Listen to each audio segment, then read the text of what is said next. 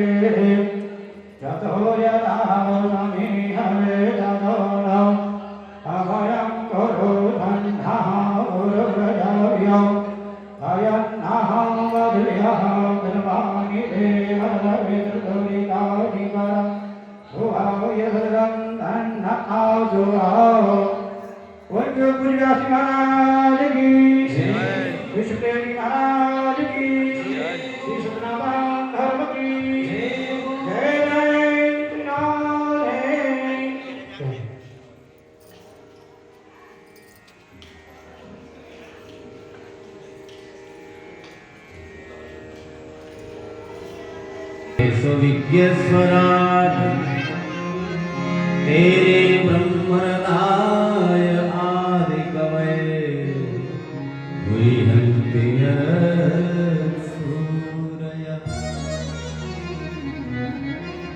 तेजो वारिमृगां यथा विनिमयो यत्र त्रिसर्गो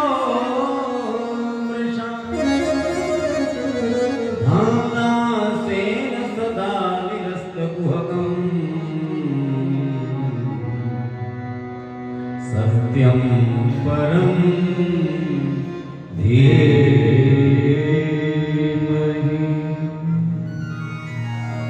सत्यं परं धीमहि। धीमहि का प्रयोग गायत्री मंत्र में किया गया है, अर्थात हम वंदना करते हैं उस पराशक्ति की जो अनेक प्रकार की रश्मियों से प्रकट होकर के पूरे संसार को प्रकाशमय करता है, जो आदित्य नारायण के नाम से जाना जाता है, जिसको सूर्य नारायण कहते हैं, कोई सूर्य देव कहता है, कोई भास्कर कहता है। अलग अलग नामों से उनको लोग पुकारते हैं। सूर्य एक ही है, लेकिन उसकी रश्मियां, उसकी जो किरणें हैं, उन किरणों को हम आप देखते हैं तो वहां से निकल रही किरणें हमारे आप के अंदर प्रवेश कर रही होती हैं। आपके घर पे कोई अगर खिड़की लगी है, खिड़की के बाहर आप देखें तो कितने छोटे छोटे कण उड़ते रहते हैं। उन कणों को अगर अनुमान लगाया जाए कितना बड़ा होगा वो कण, बहुत छोटा, उसमें से एक कण भी पकड़ सकते हो क्या? मान लीजिए एक कण पकड़ लिया, उस एक कण के 60,000 टुकड़े किए जाएं, उतनी बड़ी आत्मा है जो हमारे आपके अंदर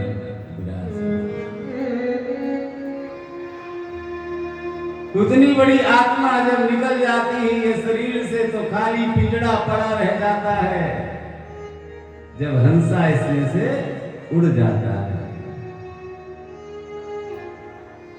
और जो हमारा पुत्र बहुत खास होता है वो अग्नि संस्कार करके हमारे उस शरीर को, उस पिंड को जलाकर खाक कर देता है।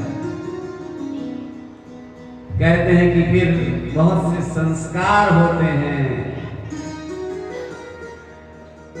बच्चे लोग पिंड दान करते हैं, पिंड दान करके अपना पिंड छुड़ा लेते हैं।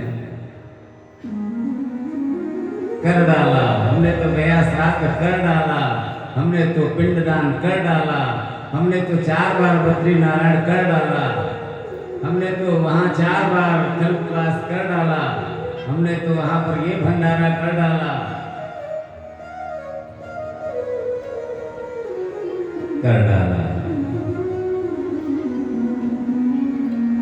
पिंड छुड़ाते हैं।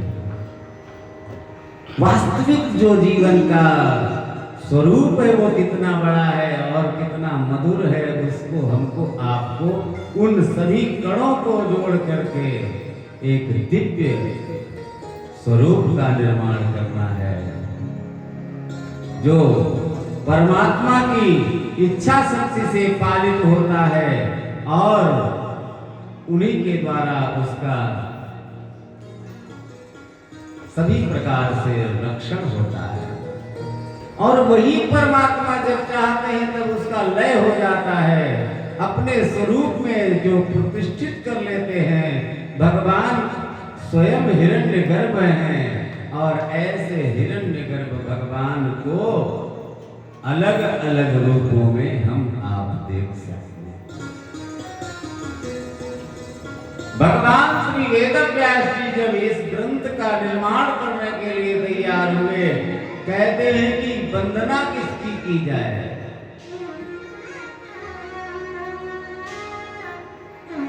किसी भी इष्ट की जब गाथा लिखी जाती है तो उस इष्ट की उसमें स्तुति की जाती है। और आज संसार में जब कोई पूजन होता है, कोई अच्छा कार्य होता है, तो पहले गणेश जी का पूजन होता है। व्यास जी इतने बड़े महान ग्रंथ का निर्माण करने के लिए जा रहे हैं और उस समय विचार कर रहे हैं कि मैं वंदना करूं तो मैं किसकी करूं? राम की करूं, कृष्ण की करूं, देवी की करूं, गणेश की करूं, शिव की करूं, मैं वंदना किसकी करूं? कथा तो कृष्ण की लिखने के लिए तैयार हो रहे हैं, कृष्ण का चरित्र लिखने जा रहे हैं, लेकिन वंदना किसकी करूं ये विचार कर रहे हैं। शब्द भगवान के सामने सब नाच रहे हैं कि मेरा प्रयोग कर लो, मेरा प्रयोग कर लो। भगवान वेदव्यास जी ने न गणेश जी की पहले वंदना किया, विचार किया गणेश की अगर वंदना करूंगा तो शिव के भक्त कहेंगे बेटा की वंदना पहले, पिता की बाद में, और अगर शिव की वंदना किया तो राम के भक्त कहेंगे कि मैं क्यों पीछे रह जाऊं, और राम की अगर वंदना करता हूं तो कृष्ण के भक्त लोग कहेंगे कि अरे कथा कृष्ण की और वंदना राम की, और अगर देवी जी की वंदना करता हूं तो और सब लोग नाराज हो जाएंगे, तो मैं वंदना किसकी करूंगा? न देवी की वंदना, न शिव की वंदना, न राम की वंदना, न कृष्ण की वंदना, न गणेश की वंदना। वेद व्यास ने सत्यम परम धीमहि लिखा। मैं उस परम सत्य की वंदना करता हूं जिनके द्वारा ये सब प्रकट होते हैं। अकारात्मक ब्रह्मा, उकारात्मक विष्णु, मकारात्मक शिव, इन तीनों का जब मिश्रण होता है तब ओमकार का निर्माण होता है। और जिस ओमकार के ऊपर चंद्र बिंदु आ जाती है तब वह पूर्ण दर्शन मात्र होता है। उसी ओमकार से सारा संसार बना हुआ है। जैसे अलग अलग पात्रों में जल रखा हो, सूर्य की किरणें जहां जहां पड़ रही हों, अलग अलग पात्रों में वो सूर्य की रश्मियां दिखाई पड़ती हैं। सूर्य एक ही होता है, लेकिन सूर्य की किरणें अलग अलग पड़ने के कारण जल पात्र में रखे हुए जल को जब बिंबित किया जाएगा, जब देखा जाएगा, तब वहां पर अलग अलग सूर्य दिखाई पड़ते हैं, परंतु अलग नहीं है, वो एक ही है। ये गणेश जी, शिव जी, राम जी, कृष्ण जी, ये सब जितने हैं वो परम सत्ता से ही प्रकट हैं। कहते हैं कि व्यास जी भगवान जो हैं सबसे पहले परम सत्य की वंदना करते हैं। सत्यम परम धीमहि। परम सत्य की वंदना पहले किया। बीच में दसम स्कंध में जब भगवान का प्रादुर्भाव हो रहा है, दसम स्कंध के पूर्वार्ध में तीसरे अध्याय में भगवान का प्रादुर्भाव हुआ, उसके पहले भी भगवान की वंदना सत्य सत्य कह करके की गई है, जिसमें सत्य व्रतम कहा गया। और भागवत के 12वें स्कंद में जब भागवत जी का समापन हो रहा है, उस समय भी सत्य की ही वंदना किया है। सत्य को पहचानना, ये सत्य ही सबसे बड़ी बात है। हमारे आपके जीवन में अगर थोड़ा सा भी सत्य बचा रहा तो धर्म की रक्षा होती है। आज ये जो समय आ गया है, ये केवल झूठ का सहारा लेकर के लोग संसार में रह रहे हैं। सत्य को पहचानो, ये कथा का कहना है। सत्य ही नारायण है और नारायण ही सत्य है। धर्म न दूषर सत्य समान, धर्म न दूषर सत्य समान,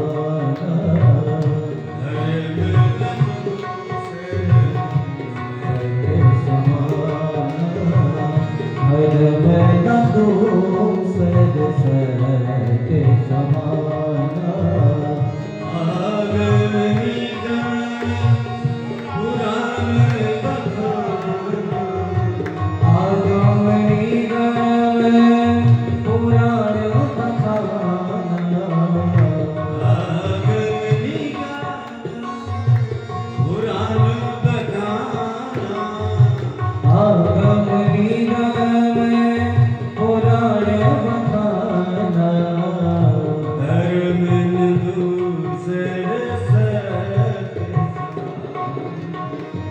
दूषर सत्य समान,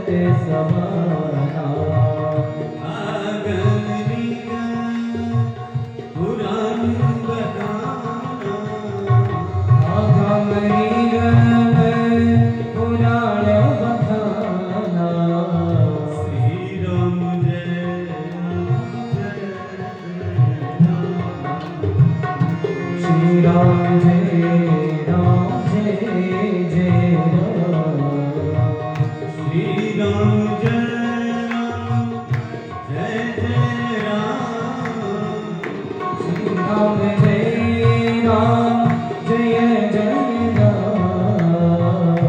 श्री राम जय राम जय जय राम।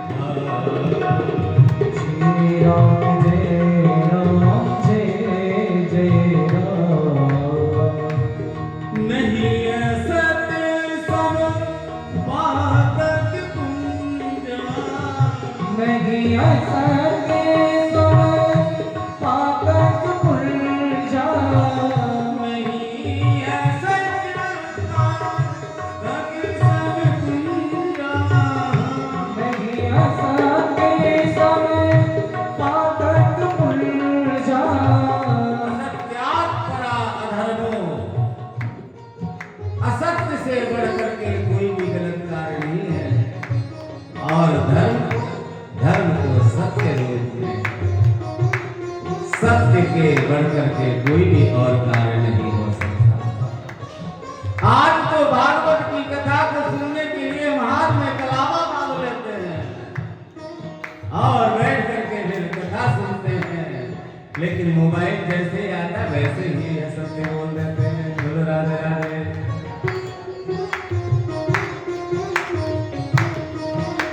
श्री राम जय राम जय जय राम। श्री राम जय राम जय जय राम। श्री राम जय राम जय जय राम। श्री राम जय राम जय जय राम। श्री राम जय राम जय जय राम। श्री राम जय राम जय जय राम।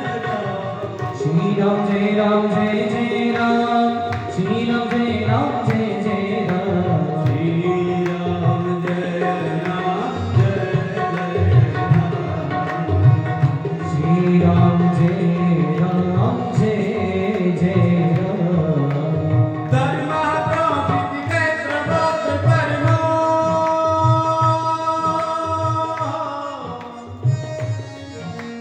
निर्मत शरणां सदा।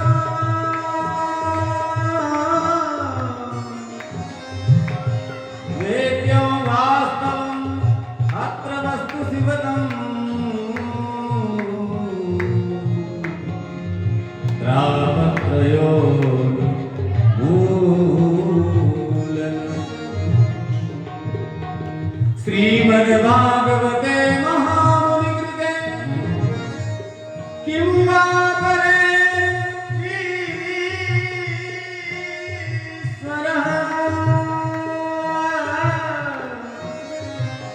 सद्यो यद्यवरुध्यते अत्र कृतिभिः शुश्रूषुभिस्तत्क्षणात्।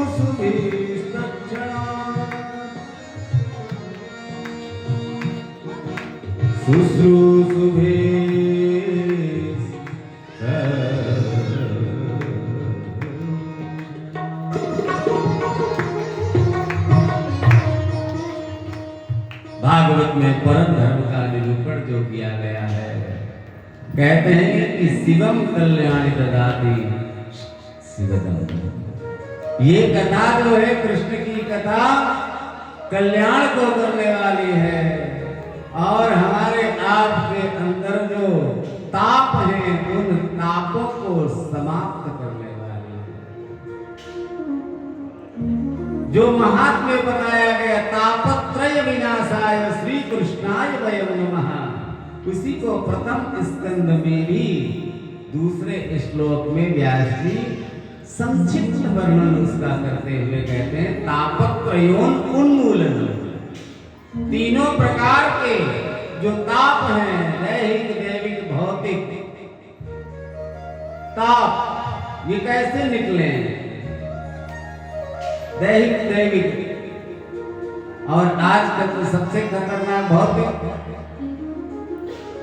इन तापों से अगर बचना है तो भागवत की कथा को सुनना पड़ेगा। भागवत की कथा सुनने का जैसे ही कोई संकल्प लेता है वैसे ही भगवान उसके हृदय में प्रकट हो जाते हैं और परमात्मा की कथा सुन करके जो ये कह दे कि ओ अभी तो यहाँ सुना था हो गया, इसका मतलब उसने मरण नहीं जाना। राम कथा सुनते सुनते कभी अघाता नहीं है जी। जब मिल जाए तब इस कथा रस को पीना चाहिए जब अवसर मिल जाए। जो लोग ऐसा करते हैं कि अभी तो बद्रीनारायण में सुना था, रमेश भाई शुक्ला जी की सुना था, अभी मलदा में हो रही है, चलो एक दिन हो आएंगे। अभी तो अयोध्या जी में सुना था, अभी नैमिषारण्य में क्या है, चलो फिर अगले साल चलेंगे। नहीं, जब अवसर मिल जाए राम कथा जे सुनत अघाई, रस विशेष जाना तिन नाई। उन्होंने इसका तात्पर्य नहीं समझा। तात्पर्य समझते ही उसके अंदर जो हमारा प्रेम है वो जग जाएगा। कथा से प्रेम है, कथा व्यास से कोई मतलब नहीं। कथा व्यास कैसी कथा कर रहा है ये हमें क्या मतलब है, उसके सत्य कैसे हैं, उसका प्रयोग कैसे होता है ये हमें क्या मतलब। कथा हो रही है, 3 घंटे 4 घंटे कथा सुनेंगे, उसमें से 1 मिनट का अगर हमारे जीवन में असर आ गया तो कथा हो गई। कथा सुनने के लिए बैठ जाना पंडाल में इतना पर्याप्त नहीं है। कथा पंडाल में आकर के बैठ गए ये तो सौभाग्य की बात है, लेकिन ये कथा मुझ में बैठ जाए ये बहुत बड़ी बात है। कथा हमारे अंदर आ जाए तो उसका प्रसंग आता है। कहते हैं कि ये भूर हो रसिका भूल भाव का। इसको हम कैसे पहचाने? ये कोई साधु मिल जाएगा, कोई संगत ऐसी हो जाएगी जो संत ही भगवंत की तरफ ले जाने के लिए आपको कोई ग्रंथ दे देगा, कोई मार्ग बता देगा। जब हमारे जीवन में कोई मार्ग मिल जाए तो हम उसके पथिक हो जाएंगे। बहुत ही सुंदर क्षेत्र का वर्णन किया गया, वो क्षेत्र ही ये नैमिषारण्य है। ये कथा जब भी आप अपने रायपुर में या मलदा में या रायसेन में या इंदौर में, बरेली में, दिल्ली में और ऑस्ट्रेलिया में, बस्ती में कहीं भी आप पढ़ेंगे या सुनेंगे तब नैमिषारण्य का नाम आता है। वास्तव में कि ये नैमिषारण्य है क्या? नेमि ही यत्र स्युज्यते स नैमिषः हितत् आरण्यम स नैमिषारण्यम। एतन् मनोमयं चक्रं मया सृष्टं विसिज्यते यत्राह सीर्यते नेमिः सदेशा तपसः शुभा तद्वनं तेन विख्यातं नैमिषं मुनिपूजितं।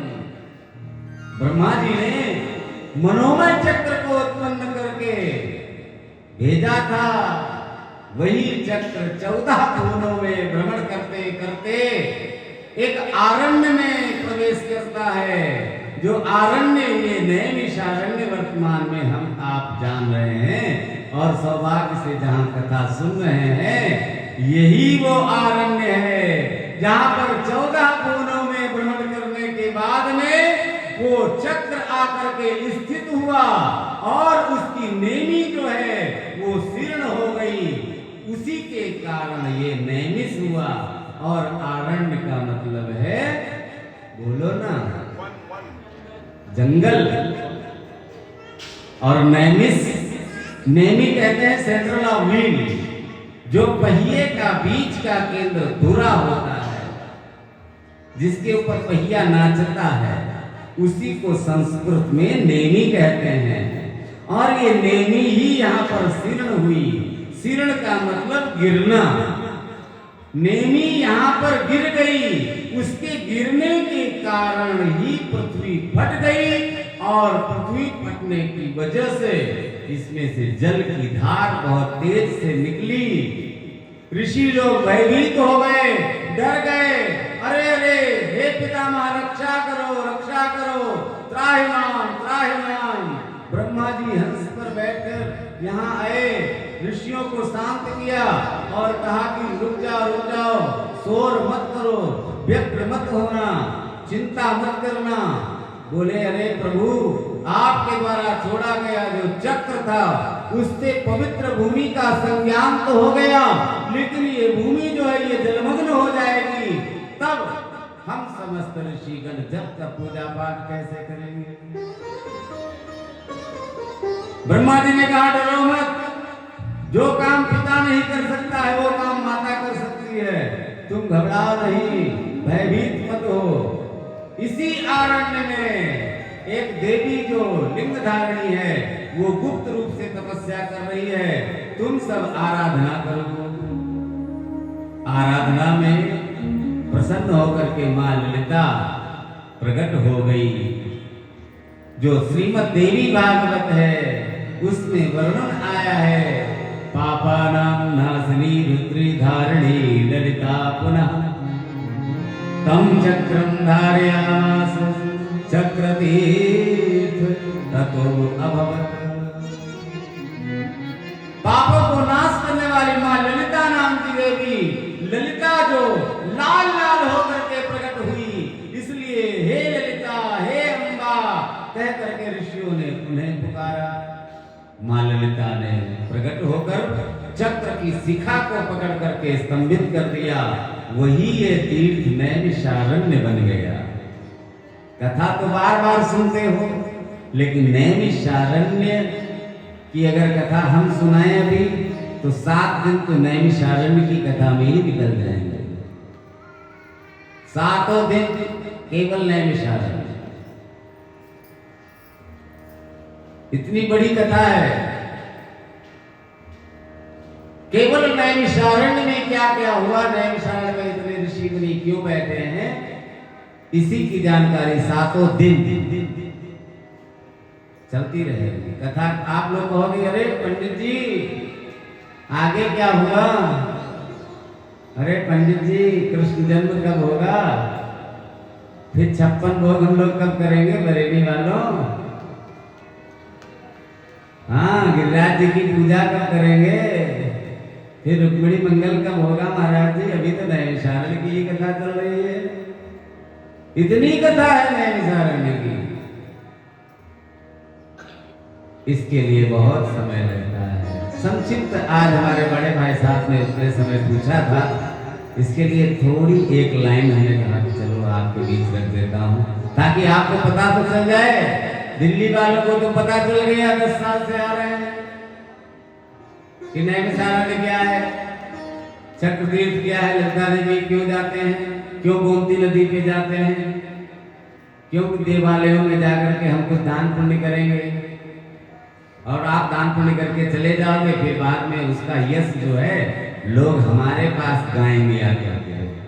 वाह बहुत अच्छे पंडित जी आए थे और ये देखो कुर्ते का कपड़ा हमको दे गए, ये देखो हमको 500 रुपये तुम्हारे वो यजमान आए थे वो दे गए। बहुत लोग ऐसे आएंगे, सब हमारे पास नहीं आएंगे लेकिन बहुत लोग ऐसे आएंगे और आपने वहां 1 रुपए का सिक्का दिया अगर तो वो भी लोग कहेंगे पंडित जी इस बार आपके यजमान आए थे केवल 1 रुपया दिया हमको। हाँ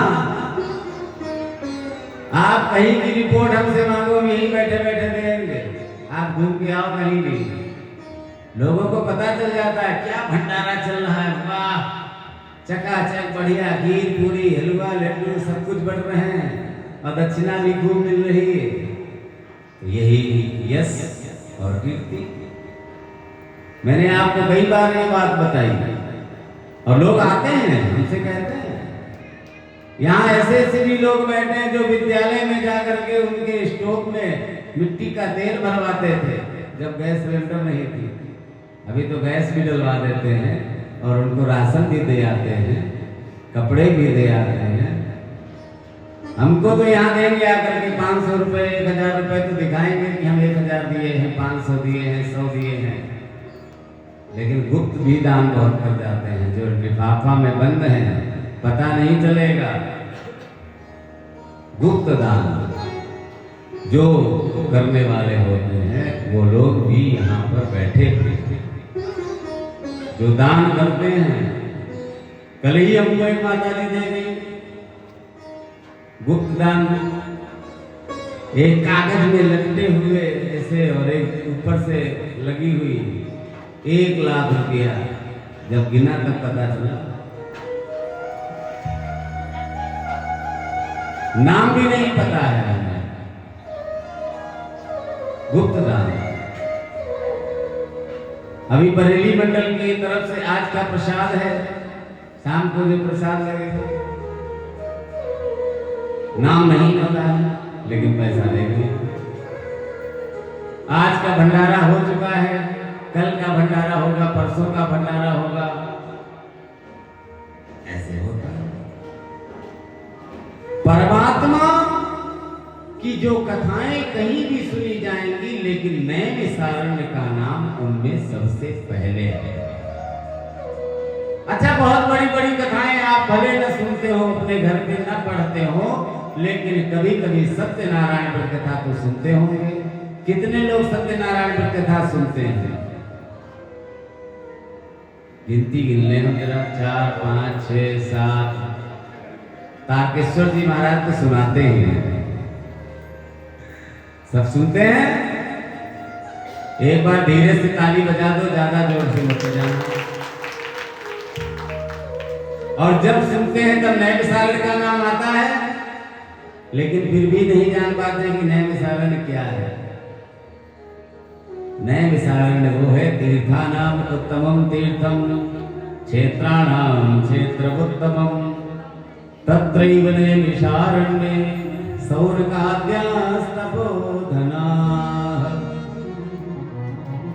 त्वया खलु पुराणी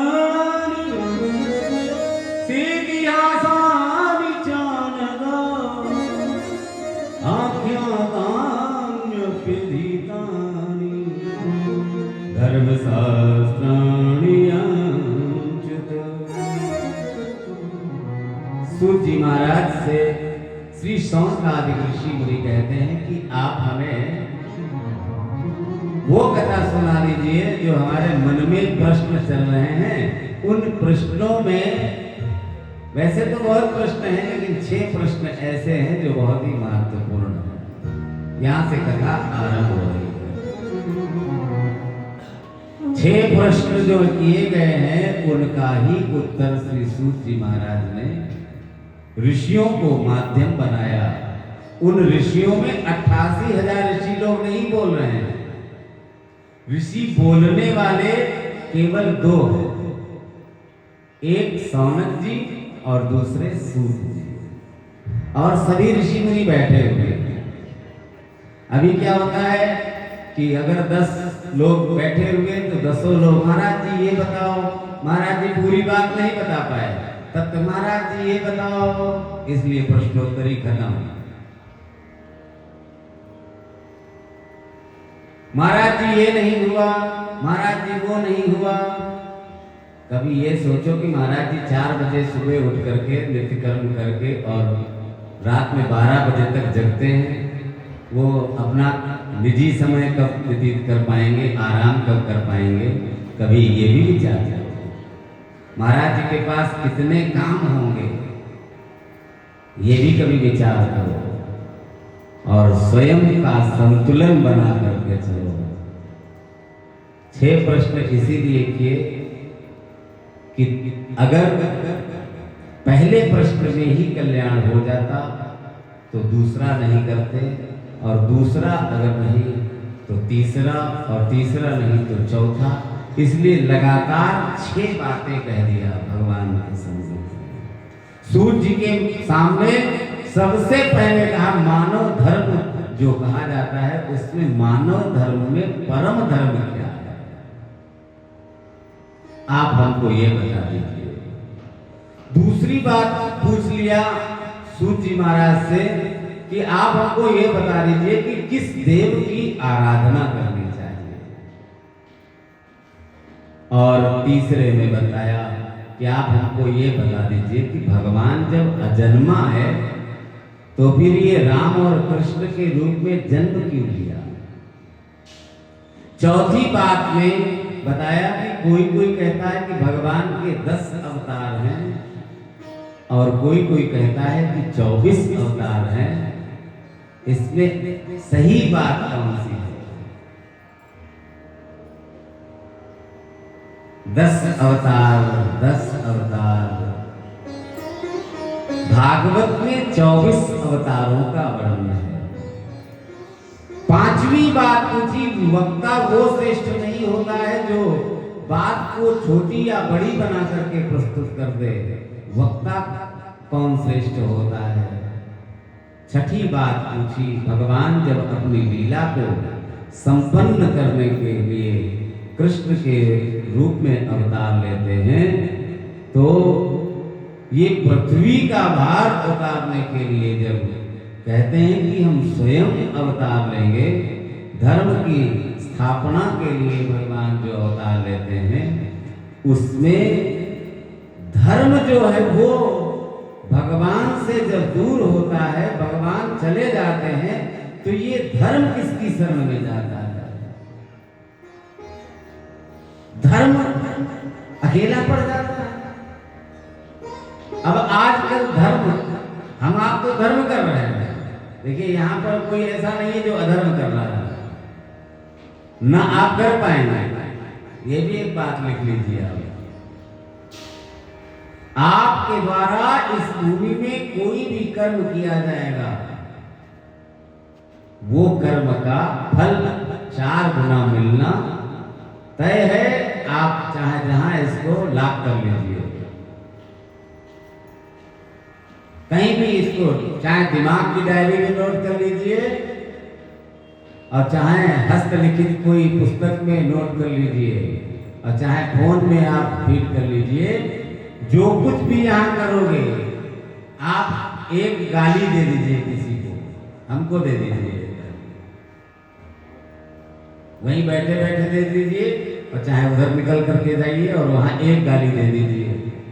आपको 4 गाली मिलेंगी, जरूर मिलेंगी। आप कोई भी कर्म यहां करेंगे उसका फल 4 गुना मिलना तय है। भगवान के इस मंगल में दिव्य प्रश्न का उत्तर बहुत ही दिव्य है। कहते हैं कि परम धर्म क्या है, सर्वोत्तम धर्म क्या है? पहले प्रश्न का उत्तर जो दिया सूत जी महाराज ने, उसमें ही इसका स्पष्टीकरण कर दिया कि भगवान के श्री चरणों में प्रीति होना ही परम धर्म है। कैसे आप धर्म कर सकते हो? जब यहाँ आप भागवत कथा सुनने के लिए आए हो तो जो कुछ भी करोगे सब धर्म। चाहे जितनी आपको गुस्सा आ जाए, एकदम आपकी आंखें लाल हो जाएं, आप उथल पुथल हो जाएं, फिर भी आपका संतुलन अपने आप बन जाएगा। आप अधर्म नहीं कर सकते।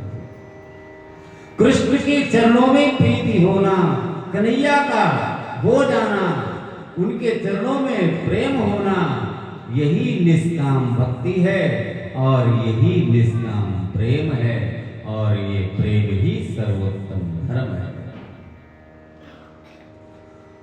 वास्तव में निष्काम धर्म से ऊंचा कोई धर्म नहीं है, क्योंकि हम लोग मंदिर बनवा दें इतना पर्याप्त नहीं है। मंदिर बनवा लिया, मंदिर में देवालय में देवता स्थापित हो गए, लेकिन रोज उनको भोग कौन लगाएगा? झाड़ू पोछा कौन करेगा? सेवा कौन करेगा? ये कैसे चलेगा भैया?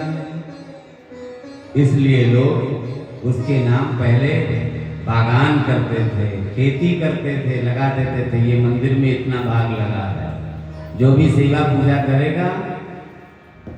जैसे उन्होंने मंदिर बनाया ना छत्तीसगढ़ में, कहाँ ले गए थे हम लोग? बिलासपुर के पास उन्होंने अभी एक मंदिर बनाया, तो वहाँ पुजारी जी के लिए सब व्यवस्था करते हैं। 10-12 बीघे का रखा है प्लाट कि ये उसके लिए रहेगा। ऐसे मंदिर जब कोई बनाता था तो यहाँ पर ये रहेगी व्यवस्था, उसके द्वारा चलेगा। जैसे ये मंदिर बना है श्रीनाथ जी बाबा का, अभी तो हम कथा करके आप सबसे मांग मूंग करके व्यवस्था चला रहे हैं। कल को जब हम नहीं होंगे तब यहाँ कौन आएगा? अमित भाई और ये सब और भी जो भी रहेंगे वो कैसे उनका जीवन चलेगा? इसके लिए 108 कमरे बना रहे हैं कि कोई आएगा, ठहरेगा, 500-1000 रुपए देगा, उससे ही जोड़ जोड़ करके बिजली का बिल जमा होगा, तो कोई टेंशन नहीं। सही बात है ना? यही हमारा उद्देश्य है, क्योंकि ये मंदिर हमारे द्वारा ठाकुर जी ने बनवाया है। यहाँ मंदिर तो बहुत बने हैं, लेकिन ये हवेली के नाम से बना है, निज मंदिर। और 27 वर्ष हो गए हैं और हर साल लाखों रुपए का भंडारा होता है। हर साल लगभग 24 लाख रुपए का, 25 लाख का भंडारा होता है साल भर में। और यहाँ हमारे पास कुछ नहीं है, लेकिन करता धरता कोई और है। भगवान की पूजा करने जाते हैं तो श्रेष्ठ देवता कौन है? सूत जी महाराज ने बहुत ही सुंदर बात कही, कभी किसी की निंदा मत करना, निष्ठा हमेशा एक में करो। जैसे एक वृक्ष होता है, वृक्ष की जड़ एक होती है, उसकी शाखाएं बहुत होती है, शाखाओं में पत्ते बहुत होते हैं और पत्तों के मध्य में फूल बहुत होते हैं, बहुत से फल होते हैं, लेकिन उसकी जो जड़ है वो एक ही होती है। एको कृष्णस्य कृतो प्रणामो, वही एक को हमको केवल पकड़ना है। और ये एक कृष्ण भी हो सकता है, राम भी हो सकता है, देवी भी हो सकती हैं। आप किसकी पूजा करना चाहते हो? आप जिसकी पूजा करना चाहते हो आप करिए, लेकिन मूल एक ही है, लक्ष्मी नारायण नारायण नारायण, लक्ष्मी नारायण नारायण नारायण, श्रीमन नारायण नारायण नारायण, श्रीमन नारायण नारायण नारायण, लक्ष्मी नारायण नारायण नारायण, लक्ष्मी नारायण नारायण नारायण, श्रीमन नारायण नारायण नारायण, श्रीमन नारायण नारायण नारायण। एक जो नारायण है, उस नारायण की हम सब संतान हैं। हम दुर्गा जी की पूजा करने के लिए दुर्गा के मंदिर में जाएं, और हम भक्त अगर कृष्ण के हैं तो उनसे यही कहें, हे मां, हम आपकी पूजा करने के लिए आए हैं, लेकिन हमारी भक्ति कृष्ण के प्रति है।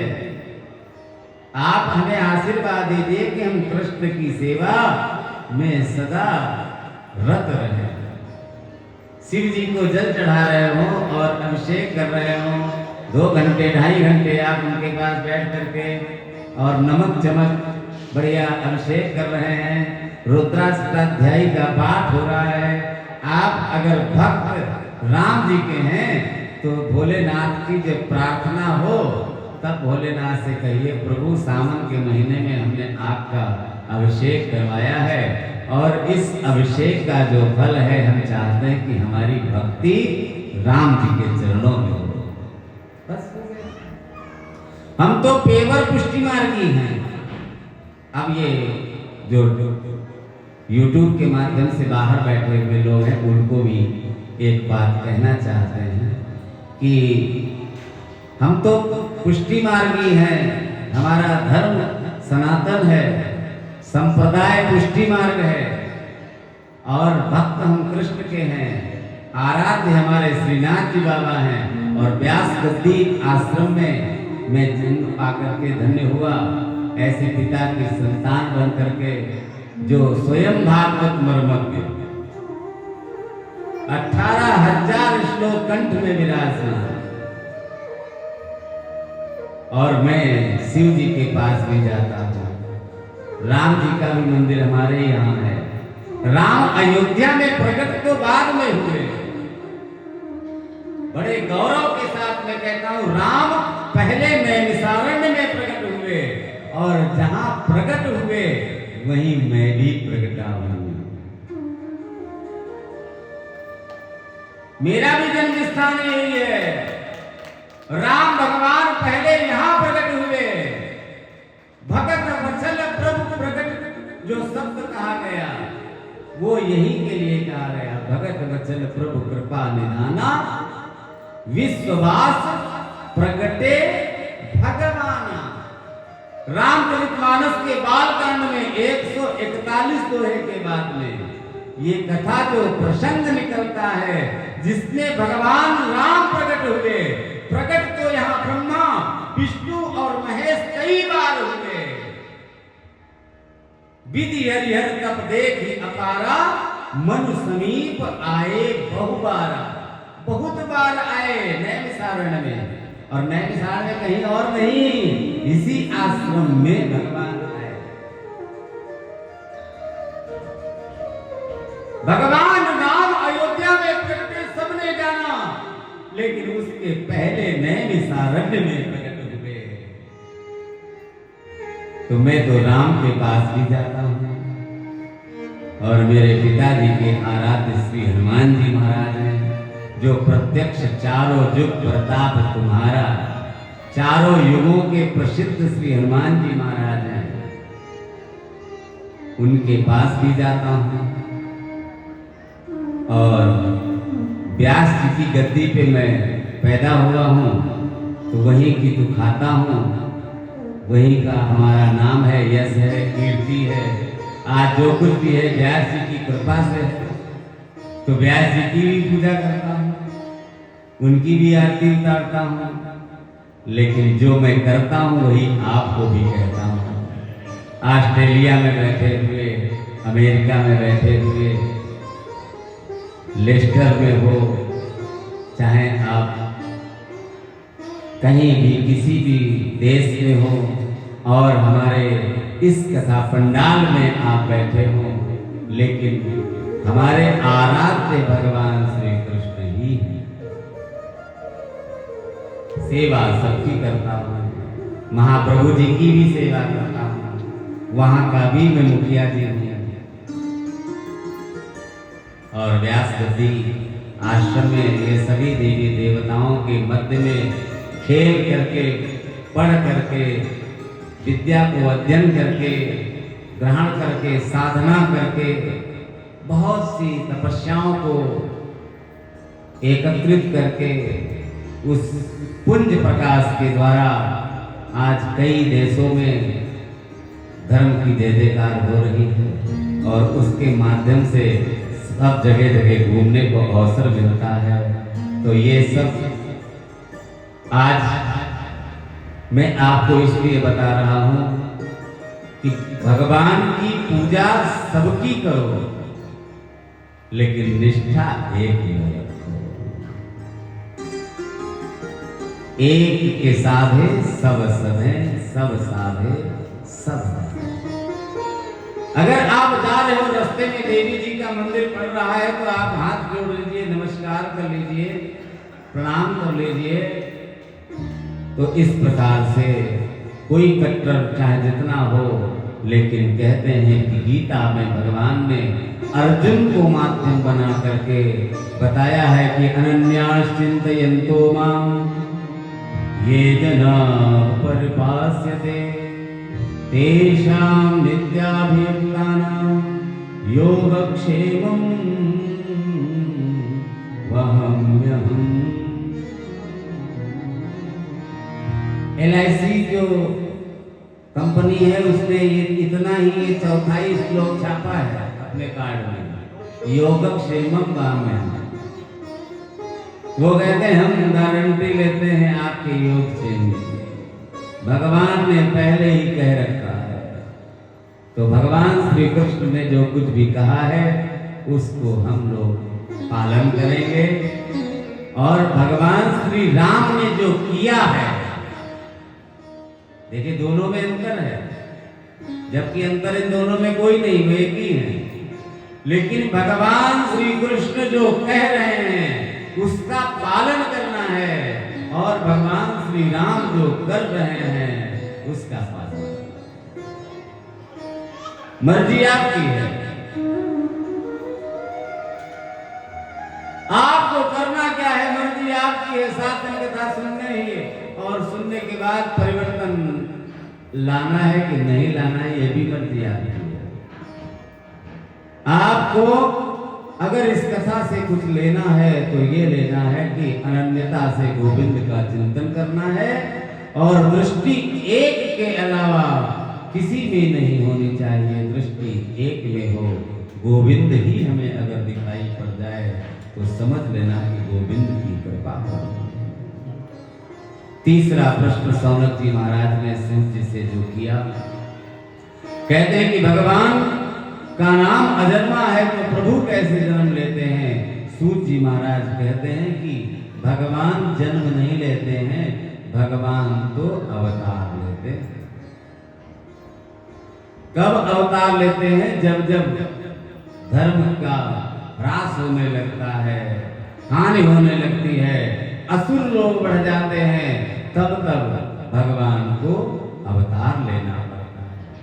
गोस्वामी तुलसीदास जी बाबा भी कहते हैं कि जब जब होई धर्म के हानि, जब जब होई धर्म के हानि,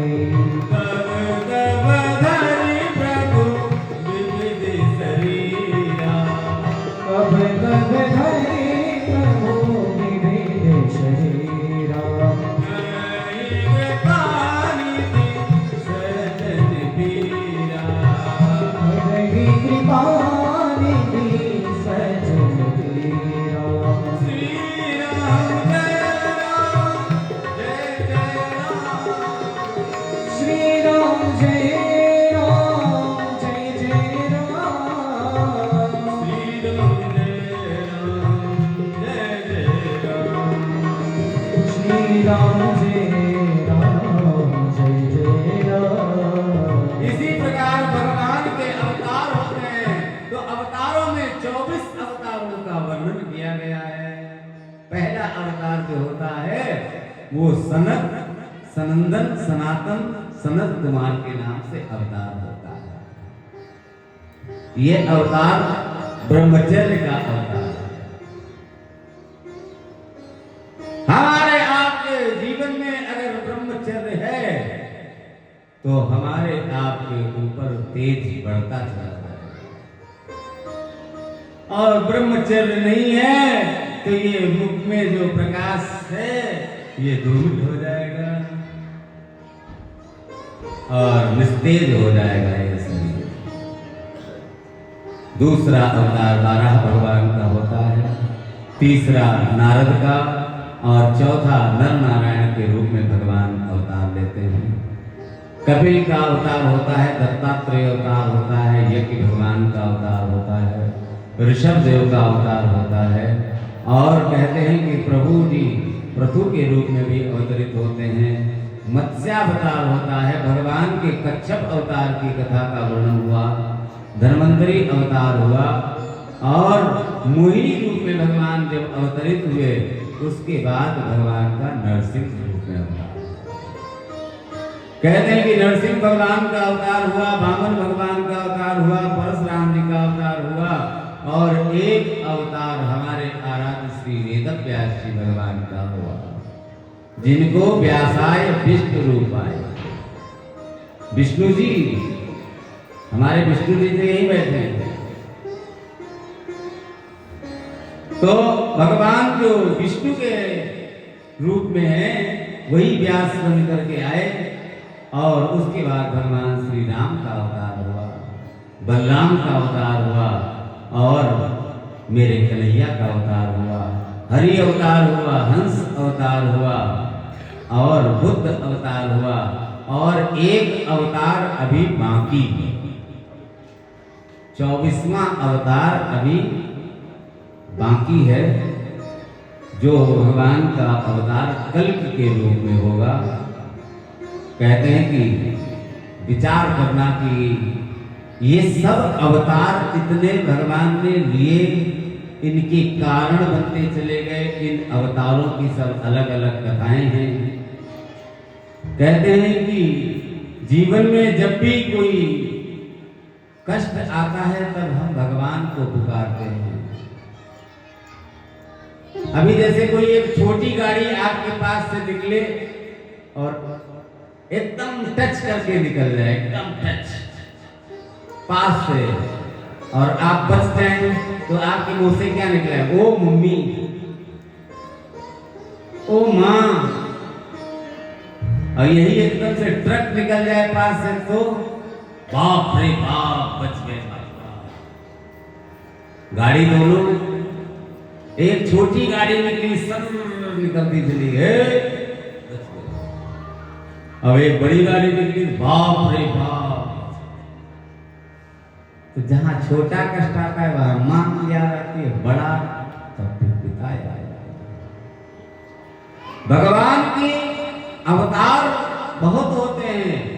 राम और कृष्ण के अवतार हुए, लेकिन राम कृष्ण में कोई अंतर नहीं समझना चाहिए, क्योंकि राम कृष्ण दो एक हैं, अंतर नहीं निवेश। इनके नयन गंभीर हैं, उनके चपल विशेष। मर्यादा पुरुषोत्तम भगवान श्री राम है, और हमारे गोविंद जो है वो लीला पुरुषोत्तम। दोनों का अनुभव अगर करना है तो भागवत जी की कथा में इसका बड़ा ही सुंदर भाव रखा गया है। कहते हैं कि सुखदेव जी के प्रादुर्भाव की कथा का वर्णन किया गया, जिनके बारे में आप सभी लोग जानते हैं कि जन्म लेते ही जंगल को चले गए। जंगल में स्त्रियां स्नान कर रही थी और व्यास जी पीछे पीछे दौड़ रहे थे, बेटा रुक जाओ, बेटा रुक जाओ, लेकिन सुखदेव जी नहीं रुक रहे। यही सुखदेव जी ऐसे हैं जिन्होंने अमर कथा सुनी थी।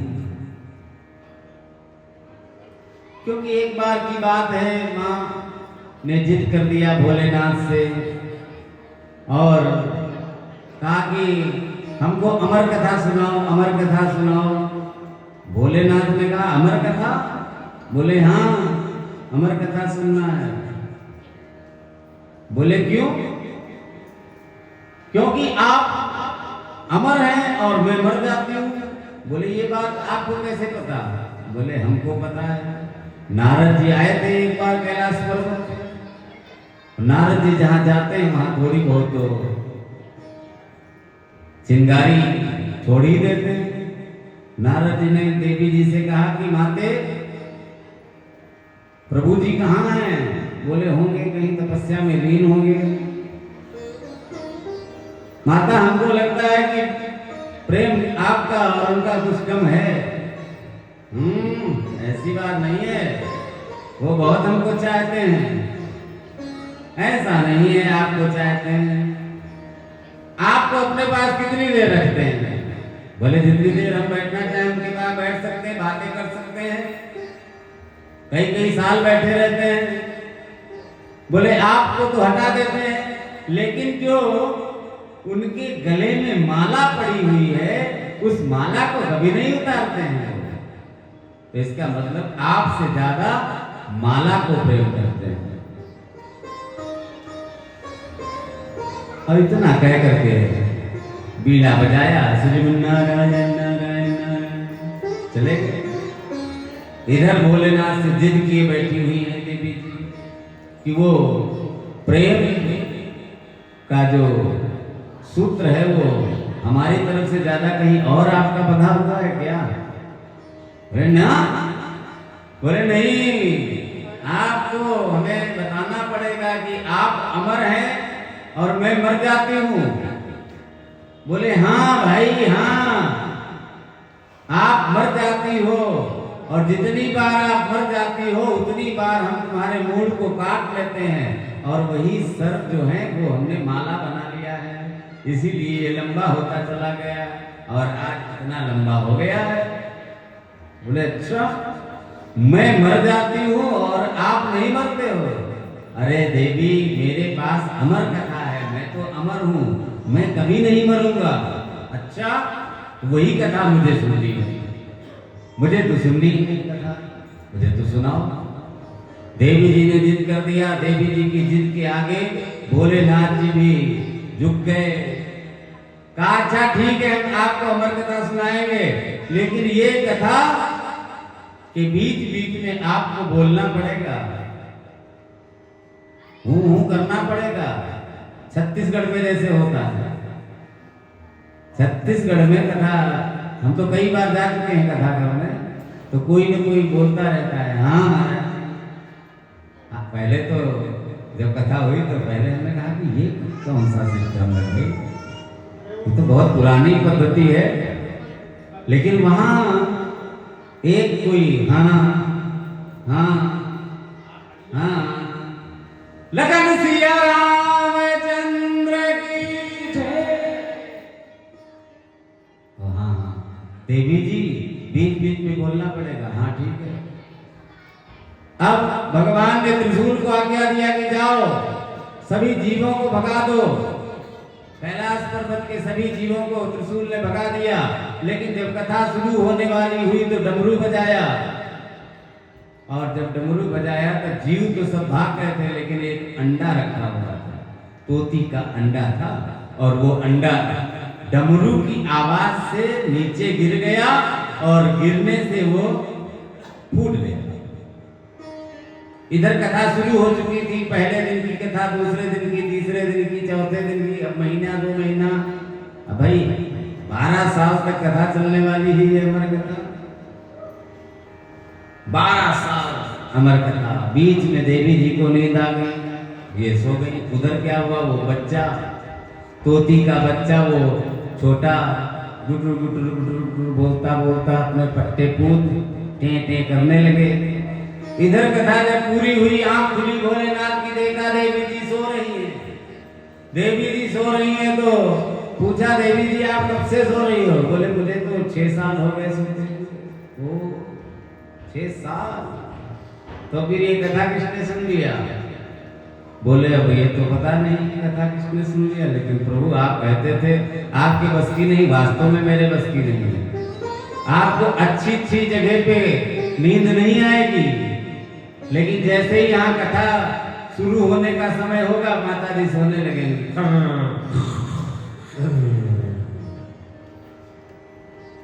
घर में नींद नहीं आएगी, लेकिन ये 3 घंटे में आप नजर दौड़ाइए, केवल 100 लोग बैठे हो, 100 लोगों में आपको 10 लोग मिलेंगे ऐसे जो सो रहे हैं। पक्का है, ये 26 साल का अनुभव है। बोलो राधे राधे। देखो कितने कम हाथ उठे होगी, ऐसे नहीं, जरा जोर से बोलना पड़ेगा। हाँ, अब देवी जी के कहने पर फिर त्रिशूल को आज्ञा दिया कि अब जाओ, जिसने कथा सुन लिया हो उसको मार दो। अब बताओ, जब अमर कथा कोई सुन चुका है तब भोलेनाथ जी आज्ञा कैसे दे सकते हैं कि उसको मार दो जाकर के, जिसने अमर कथा सुन लिया है? त्रिशूल भी आज्ञा पा करके दौड़ा। त्रिशूल को अग्नि स्वरूप में देख करके ये तोता वहां से भागा, ब्रह्मा जी के पास गया, हाथ जोड़ करके खड़ा, बाबा रक्षा करो, बाबा रक्षा करो। इनके तो 4 मुंह हैं, सब तरफ से है। त्रिशूल को देख करके हम पैर नहीं ले पाएंगे, भैया भाग जाओ, भागो यहां से। हाथ जोड़ दिया विष्णु जी के पास, विष्णु जी हाँ भैया हम रक्षा नहीं कर पाएंगे। कहते हैं कि उसी समय ये नैमिषारण्य में वेदव्यास जी की धर्मपत्नी श्री वेदवती जी स्नान करके और स्नान करके अपने बालों को सुखा रही थी। और बालों को सुखा रही थी, उस समय उनको जमाई आ गई। मुंह खुल गया और जैसे ही मुंह खुला, ये तोता का बच्चा उड़ता हुआ आया और आकर के मुंह में प्रवेश कर गया। और जब मुंह में प्रवेश कर जाता है, त्रिशूल ने कहा, माते, एक चोर है, जो चोर आपके अंदर प्रवेश कर गया है, उस चोर को निकाल दो। बोले कैसा चोर? बोले इसने चोरी सी कथा सुन लिया। अच्छा? बोले देखो ऐसा है कि हमारे इस आश्रम में कोई चोर नहीं है, कोई चोरी नहीं करेगा आपकी। और ऐसा है कि यहां कोई चोर नहीं है, तो वापस जाओ। त्रिशूल ने सर झुकाया और चल दिया। भोलेनाथ जी के पास पहुंचा, त्रिशूल को देख करके भोलेनाथ ने पूछा, क्या हुआ? बोले बाबा मैं क्या बताऊं, मैं तो गया था, लेकिन एक नए सारण्य है जहां पर एक माता रहती है और उसके मुख में ही वो बच्चा घुस गया। अच्छा, कोई बात नहीं, जाने दो आप। अरे जब जाने दो कहना था तो फिर भेजा क्यों था? लेकिन कोई कारण बनता है, कोई न कोई कारण होगा। भगवान को अवतार लेना है, ये ज्ञान का अवतार लेना है। ये ऐसा अवतार है जिसने कथा सुनाया, और आज देखिए कितने परीक्षित कथा सुन रहे हैं। यहाँ भी कई परीक्षित कथा सुन रहे हैं। एक सुखदेव जी ने कथा परीक्षित को सुनाया था। यही वो सुखदेव हैं जो गर्भ के अंदर, यहाँ पर भी दो बातें हैं, कोई कहता है 12 साल गर्भ में रहे, कोई कहता है 16 साल रहे, गर्भ से बाहर ही नहीं निकल रहे हैं। व्यास जी से वेदवती जी ने कहा कि कुछ करो, इतने साल हो गए अभी बच्चा पैदा नहीं हुआ। भाई 8 महीने में 9 महीने में बच्चा हो जाता है, और इसको इतने वर्ष हो गए अभी पैदा ही नहीं हुआ। अब व्यास जी अंदर से बात कर रहे हैं, बेटा बाहर आ जाओ, बेटा बाहर आ जाओ। बेटा कह रहा है, ना बाहर बहुत माया का जंजाल है, मैं नहीं आऊं। पिताजी ने कहा, बेटा बाहर आ जाओ, बहुत तकलीफ हो रही तुम्हारी माँ को। अच्छा एक शर्त है हमारी, आप नारायण से कह दो कि अपनी माया को वो पकड़ लें, माया को रोक लें, स्तंभित कर दें, तब हम आ जाएंगे। भगवान मायापति के पास पहुंचे। व्यास जी प्रार्थना करते हैं, विष्णु जी की प्रार्थना किया बद्री नारायण धाम में कि आप माया को रोक लीजिए। बोले ठीक है, सींग के ऊपर सरसों का दाना टिकता नहीं है। जो गाय होती है, गाय के सींग होते हैं, सींग के ऊपर सरसों का दाना रखिए, रुकेगा? नहीं रुकेगा ना। लेकिन जितनी देर रुकता है उतनी देर के लिए हम माया रोक सकते हैं। व्यास जी ने कहा ठीक है, उतनी देर के लिए माया रुकी, और कहते हैं कि ये बालक का प्रादुर्भाव हुआ। जैसे ही प्रादुर्भाव हुआ वैसे इधर भाग गए। अब भागे, आगे सरोवर पड़ा। कहते हैं कि सरोवर में स्त्रियां स्नान कर रही थी। पहले की प्रथा थी, स्त्रियां वस्त्रों को उतार कर बाहर रख देती थी, लेकिन स्त्रियां बाहर कपड़े रखे हुए थी और निर्वस्त्र होकर के स्नान कर रही थी। 16 वर्ष के जवान सुखदेव जी उधर से जा रहे हैं, उन स्त्रियों को लाज नहीं आई। सुखदेव जी चलते चलते चले गए, और व्यास जी जब वहां पर पहुंचे तब व्यास जी को आता हुआ देख करके उन स्त्रियों ने वस्त्रों को धारण कर लिया।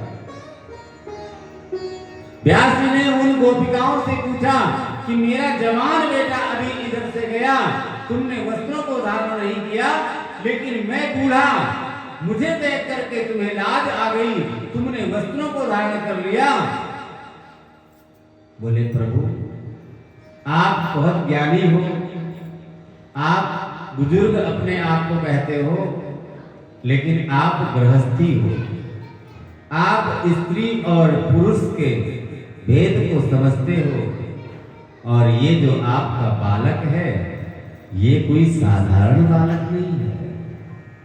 ये बालक आर्यम धर्मज महतारी भवनो कृत्वा परीक्षित रूपम ब्रह्मास्त्रारभिरक्षितम कलिजय ख्यातम चक्रत्वा भुवि अन्ते यह स्वरूपतः सुपरम ज्ञानोपदेशे दत्तम शापादावद मुन्नमामि परमानंदात् प्रतिमानवम् यं प्रव्रजन्तमनुपेतमपेत कृत्यं द्वैपायनो विरह कातर आविर्भाव पुत्रेति तन्मयतया तरवो विरे दुस्तं सर्वभूत हृदयं मुनिमान। ये बालक कोई साधारण बालक नहीं है, ये बालक तो परमहंस है। और ये श्रीमद् भागवत का वक्ता परमहंस होना चाहिए। ये थोड़ा जो मन आया वो वक्ता बन गया, जो मन आया 2 श्लोक सुन लिए कथा कहने लगा। हर अध्याय के लास्ट में परमहंसों की संगीता लिखा हुआ है इसमें। ये कोई ऐसे वैसे ग्रंथ नहीं है, साक्षात भगवान का स्वरूप है।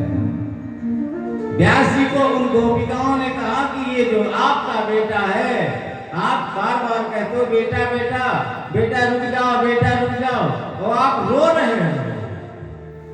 उस बेटे के लिए रो रहे हो जो बेटा आपका नहीं है। पता नहीं कितनी बार आप उसके बेटा बन चुके होंगे। अडालियों ने कहा कि आप वापस चले जाओ, आप वापस चले जाओ।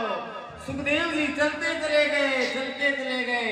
व्यास जी वापस आकर के इसी आश्रम में बैठ गए। बैठ करके उन्होंने भगवत भजन प्रारंभ कर दिया। और उधर सुखदेव जी जो महाराज हैं, सुखदेव जी महाराज एक गुफा में जाकर बैठ गए। इधर व्यास जी भगवान जो हैं वो बहुत बहुत ध्यान युक्त होकर के अपने जीवन को जीते रहे।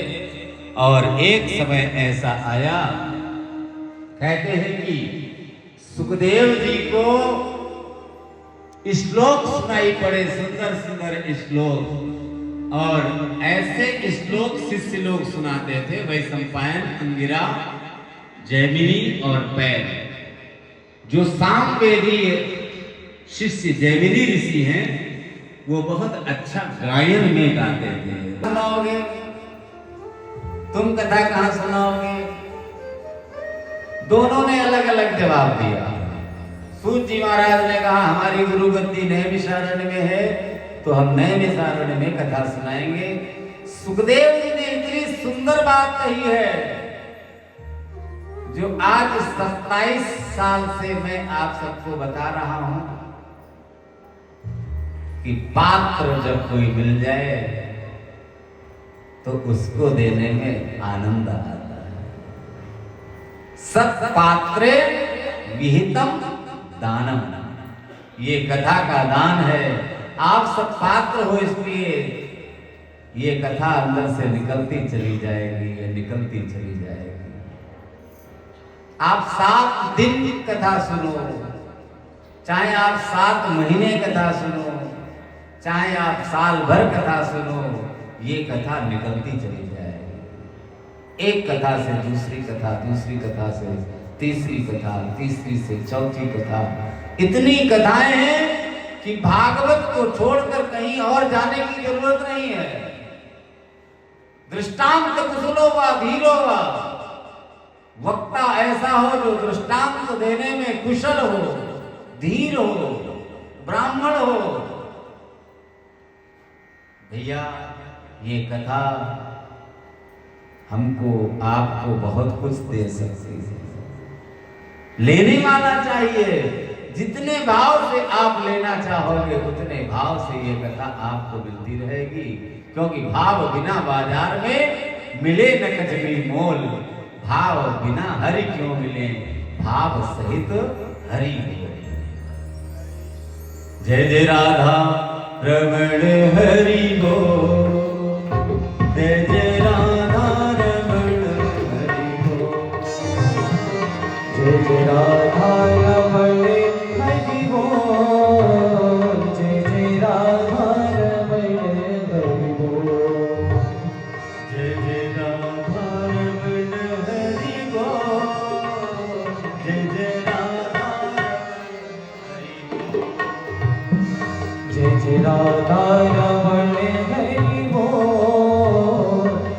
जय राधा रमण हरि बोल। जय जय राधा रमण, जय जय राधा रमण, जय जय राधा रमण, जय जय राधा रमण, जय जय राधा रमण, जय जय राधा रमण, जय जय राधा रमण, जय जय राधा रमण, जय जय राधा रमण, जय जय राधा रमण, जय जय राधा रमण, जय जय राधा रमण, जय जय राधा रमण हरि बोल। जय जय राधा रमण हरि जय जय राधा रमण हरि बोल। जय जय राधा रमण हरि बोल।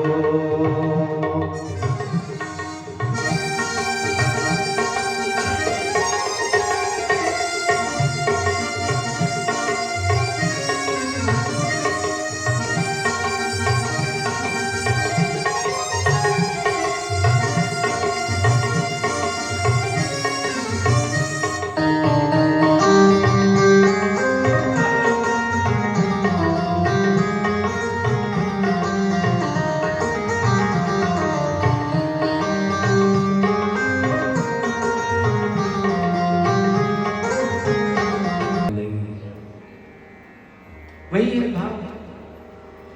आप जितने भाव से जिसको मिलोगे उतने ही आपको फल मिलने वाले हैं।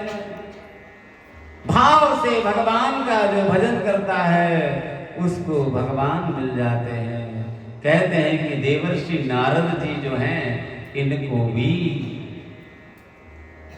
भगवान के भक्तों की सेवा, संतों की सेवा से ही ये मंत्र मिला जो नारायण नारायण करते घूम रहे हैं। ये भी दासी पुत्र हैं। इन्होंने भी अपने पूर्व चरित्र का वर्णन कह करके सुनाया था महर्षि वेदव्यास जी को। तब बताया था कि मैं दासी पुत्र हूं। इनकी माता को सर्प ने डंक लगा दिया था और माता की मृत्यु हो गई। तब ये नाचने लगे। लोगों ने पूछा कि माता मर गई और तुम नाचने लगे? बोले इसलिए कि भगवान ने कृपा कर दिया, जब तक मां थी तब तक मां के साथ में भजन करते थे। अब मां से भी हम दूर हो गए, अब हम अकेले भजन करें और निकल पड़े बद्री नारायण धाम में। कहते हैं कि परमात्मा की कथा में गान करूंगा। हाथ में दी हुई जो वीणा है उसका छेड़ते हुए तार, और जहां देखो तहां, जब देखो तब बस एक ही नाम, एक ही नाम, एक ही नाम, नारायण नारायण नारायण, बस करते हुए घूम रहे हैं। ऐसे बजरानंदी। एक बात यहां पर और बोलूंगा, देखो जिसको भी भगवान मिलते हैं उसके पहले नारद जी मिल जाते हैं। सब कथा में नारद जी जिसको मिले तय मान लीजिए कि उसको भगवान मिलेंगे जरूर, वो चाहे देवता हो चाहे दानव। नारद जी मिल गए, समझ लो भगवान मिलने वाले हैं। ऐसे संत बद्रीनारायण धाम में बहुत ही दिव्य भजन करने वाले ये संत हुए। महाभारत की कथा आती है जिसमें उत्तरा का नाम आता है। अभिमन्यु की पत्नी उत्तरा, जब अभिमन्यु का वध हो गया था, उत्तरा उस समय गर्भिणी थी और शिशु को मारने के लिए ब्रह्मास्त्र भी चलाया जा चुका था। उस समय ही भगवान के पास दौड़ करके आई और उसने प्रार्थना किया। भगवान की प्रार्थना को सुन करके भगवान ने गर्भ के अंदर प्रवेश किया। अश्वत्थामा के द्वारा छोड़ा गया जो ब्रह्मास्त्र था, वो ब्रह्मास्त्र गर्भ के अंदर जो शिशु था उसको मारने के लिए प्रवेश कर रहा था। उतने में भगवान अंदर पहुंचे और गर्भ के अंदर जो बच्चा था उस बच्चे को गले से लगा लिया भगवान ने। अब जब किसी को गले लगाया जाता तब पेट और पेट एक में हो जाता है, सीना और सीना एक में मिल जाता है। अब वो बच्चा और ये कृष्ण गर्भ के अंदर अश्वत्थामा के द्वारा छोड़ा गया ये बाण जो है अंदर गया, लेकिन चक्कर लगा रहा है। क्योंकि इस ब्रह्मास्त्र का ये प्रभाव होता है कि ये वार जब करेगा तब छाती में करेगा, पीठ में वार नहीं करेगा। जो निर्दयी होते हैं, निष्ठुर होते हैं, वो पीठ पे वार करते हैं। सामने से बोलने वाला कोई चाहिए। ये बाण अब पीठी दिखाई पड़ी तो सोचता है, पेट दिखाई पड़े, पेट दिखाई पड़े, पीठ बार बार दिखाई पड़े, दोनों तरफ पीठ। अब दोनों तरफ पीठ देख करके वो वापस आ गया। भगवान बाहर आए, भगवान बाहर आकर के मानो उसकी रक्षा करके और फिर अपने कार्य में लग गए। ये बालक जब पैदा हुआ, बालक पैदा होते ही बैठ गया पालथी मार करके, और इसने वही स्वरूप का चिंतन करना शुरू किया जो गर्भ के अंदर देख रहा है। लाखों नर नारी आए देखने के लिए, लेकिन लाखों नर नारी उसको देखने के लिए तो आए, लेकिन ये देखना चाहता है उस छवि को जो छवि गर्भ के अंदर इसने देखी थी। भगवान श्री कृष्ण अपने प्रपौत्र को देखने के लिए पहुंचे। कहते हैं कि जब भगवान पहुंचे उस लाडले के पास, तब प्रभु का दर्शन उसको वही हुआ। ये सृष्टि में पहला बालक ऐसा है जिसका जन्म तो बाद में हुआ, लेकिन भगवान का दर्शन पहले हो गया। लाखों लोगों के बीच में भगवान विराजमान है। भगवान को देख करके ये बालक भी बहुत प्रसन्न चित्त हो गया, और कहते हैं कि परम की इच्छा रखने वाला था ये, परम की इच्छा, इसीलिए इसका नाम परीक्षित हुआ। ये बालक बड़ा हुआ। कहते हैं कि यही बालक ऐसा निमित्त मात्र हुआ जिसको पांडवों ने छोटी उम्र में ही राजगादी पर बिठा दिया। पांडव लोग बहुत ही जल्दी जंगल में जाने के लिए तैयार हो गए। कहते हैं कि एक समय ऐसा आया कि पांडव लोगों ने परीक्षित से कहा कि अब तुम आसन पर बैठो, मैं जा रहा हूं। 3 बातें बताया पांडवों ने। बेटा ऐसा करना, आंखों के सामने कभी पाप होते हुए नहीं देखना, शरण में शत्रु भी आ जाए तो इसे क्षमा कर देना, अतिथि का सत्कार हमेशा करना। ये बता करके पांडव लोग चले गए। उसके बाद ही इसके जीवन में ऐसी घटना घटित हुई कि ये वो परीक्षित राजकोष में रखा हुआ बहुत सा सोना, बहुत से आभूषण देखे, जरासंध को मार करके बाबा भीम जो उसका मुकुट लाए थे, वो मुकुट सोने का रखा हुआ था, और ये सोने का मुकुट ही घातक बन गया। एक बार ये आपेट करने के लिए गया, वहां पर धर्म रूपी बैल और पृथ्वी रूपी गाय को देखा, और एक काला काला पुरुष देखा जो बहुत प्रताड़ित कर रहा था गाय को और बैल को। बहुत रो रहे थे ये दोनों। परीक्षित में वो पावर था कि गाय और बैल की भाषा को भी समझता, समझ गया। पूछा क्या बात है? बोले ये कलयुग का प्रभाव है। बोले वो कलयुग आ गया है। एक काला काला व्यक्ति दिखाई पड़ा। काले काले व्यक्ति से जाकर के परीक्षित ने पूछा कि क्या बात है, तुम कौन हो? बोले कि मैं तो एक युग हूं। अच्छा, तो युग हो तो कौन से युग हो? बोले कलयुग। बोले कलयुग? हाँ, मेरे 3 भाई और थे पहले, उनका शासन हो चुका है। सतयुग, त्रेता, द्वापर ये हो गए, अब कलयुग आ रहा है, अब मेरा शासन होगा, मैं पहले से ही आ गया हूं। अच्छा ऐसा है, मेरे राज्य में मत रहना, नहीं तो तुम्हारे टुकड़े टुकड़े कर देंगे। बोले कहां जाऊं महाराज? डर गया वो, कलयुग डर गया परीक्षित राजा को। डर करके पूछा कि मैं कहां जाऊं? बोले कि मैं जाऊं कहां? तो ये आपको बताता हूं, 4 जगह चले जाओ, जहां लोग जुआ खेलते हो वहां चले जाओ।